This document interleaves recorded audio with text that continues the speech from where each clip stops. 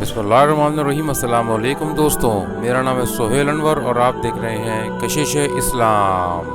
اذا مات ابن آدم انقطع عمله الا من ثلاث، جب انسان کی موت ہو جاتی ہے تین چیزیں جاری رہتی ہیں اس کے عمل میں سے۔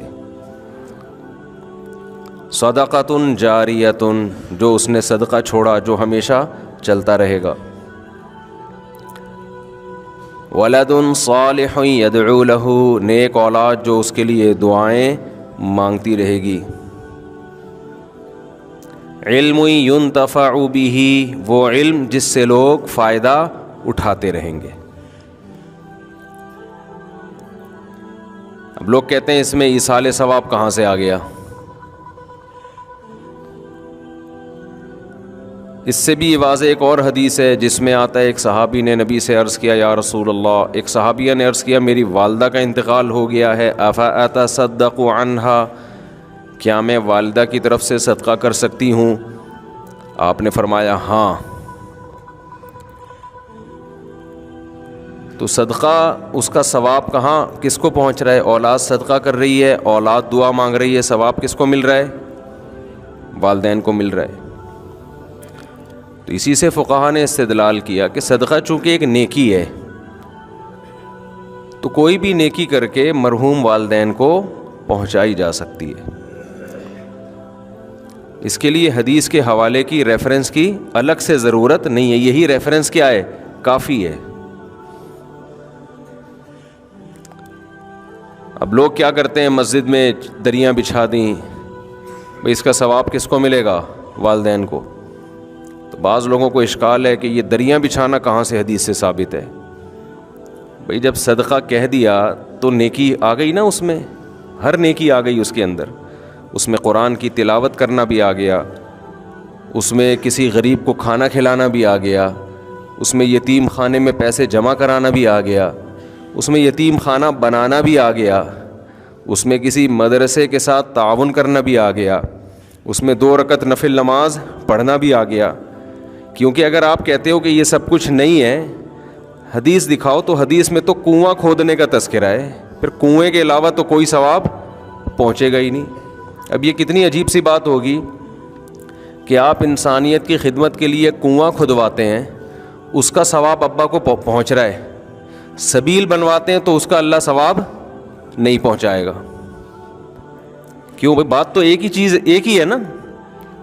اور جب کوئی مفتی کہتے نہیں اگر آپ نے سبیل بنوا دی، کسی سفر میں کہیں راستے میں کولر پانی کا رکھ دیا تاکہ اس کا ثواب ابا اماں کو پہنچے، اگلا کہتے ہیں حدیث دکھاؤ، کولر کا کہاں تذکرہ ملتا ہے حدیث میں؟ تو یہ سینس لیس ہونے کی علامت ہوگی کہ نہیں ہوگی؟ تو آج کے جو نئے نئے مجتہدین مارکیٹ میں یوٹیوب پہ آ رہے ہیں نا، ان کا جو سوچنے کا اسٹائل ہے نا وہ بہت محدود اور فقہی بصیرت سے بالکل خالی۔ وہ ریفرنسز پہ چل رہے ہوتے ہیں کہ دیکھو حدیث میں آتا ہے صدقہ کرنے کا ثواب پہنچتا ہے، تو ریفرنس ہم نے حدیث کا دے دیا صدقے کا۔ قرآن پڑھنے کا ثواب دکھاؤ کہاں ثابت ہے بھائی؟ تلاوت کا ثواب ماں باپ کو ملتا ہے، یہ کہاں ثابت ہے؟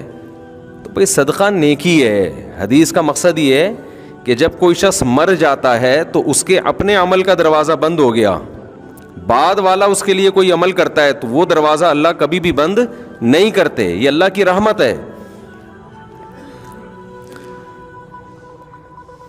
البتہ یہ جو حدیث میں 3 کا عدد ہے نا، یہ 3 سمجھانے کے لیے، 3 نہیں، وہ 6 بھی ہو سکتے ہیں، 3000 بھی ہو سکتی ہیں وہ چیزیں۔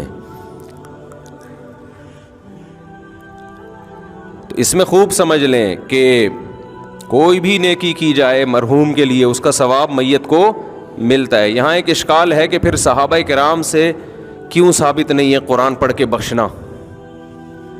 بھئی صحابہ تو نیکی پہ ہم سے زیادہ حریص تھے نا، صحابہ سے ثابت کیوں نہیں ہے؟ تو صحابہ سے اس لیے ثابت نہیں ہے کہ یہ عمل اجتماعی طور پہ ناجائز ہے، کیونکہ کوئی بھی نفلی کام اس میں اجتماع کے لیے الگ سے دلیل کی ضرورت ہے۔ اگر وہ الگ سے اجتماع کے لیے ایک الگ سے دلیل نہیں ہوگی تو نفلی کام انڈیویجولی آپ کر سکتے ہیں، انفرادی طور پہ آپ کر سکتے ہیں، اجتماعی حیت پہ آپ نہیں کر سکتے۔ تو صحابہ نے چونکہ اجتماعی حیت پہ نہیں کیا اس لیے ثابت نہیں ہے. انفرادی کیا یا نہیں کیا, تو انفرادی عمل بیان نہیں کیا جاتا. اب کوئی بھی اپنے والد کے لیے کوئی تلاوت کر رہا ہے کہ اللہ اس کا ثواب اس کو پہنچ جائے, تو یہ تو دل کی چیز ہے نا, اس کو کوئی راوی کیسے ہائی لائٹ کرے گا, کیسے اس کو نمایاں کیا جائے گا, یہ تو دل کی بات ہے. تو کتنے صحابہ نے نیک اعمال کیے, یہ ثابت ہے کہ انہوں نے فلاں عمل بھی کیا, فلاں عمل بھی کیا, فلاں عمل بھی کیا. اب دل میں کیا نیت تھی, اپنے والدین کو ثواب پہنچانا چاہتے تھے یا نہیں, یہ نیت یہ وہ جانے, اللہ جانے. ایسے تھوڑی ہوتا تھا کہ یہ پنکھا ابا کے ثواب کے لیے لکھتے تھوڑی تھے لوگ, دل میں نیت ہوتی تھی.